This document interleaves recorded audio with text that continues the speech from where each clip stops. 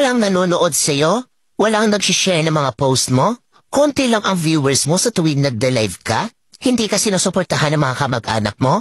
Kaibigan mo? Kakilala mo? Kapitbahay mo? Pinagtatawanan ka dahil sa pag-reveals mo? Pinagtatawanan ka dahil sa paggawa mo ng mga content? Ito ang tatandaan mo. Huwag kang huminto.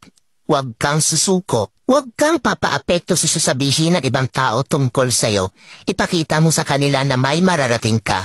Dahil isang araw, kapag marami ka ng followers, kapag marami na ang sumusuporta sa'yo, kapag marami na ang nanonood sa'yo, kapag marami ka ng viewers, kapag marami na ang nagmamahal sa'yo at sumusuporta sa'yo, kapag marami ka ng payout, kapag sinasahod mo na ang sinasahod ng mga sikat na content creator, kapag mayaman ka na, kapag marami ka ng pera, ay, manunood na yan sila sa'yo.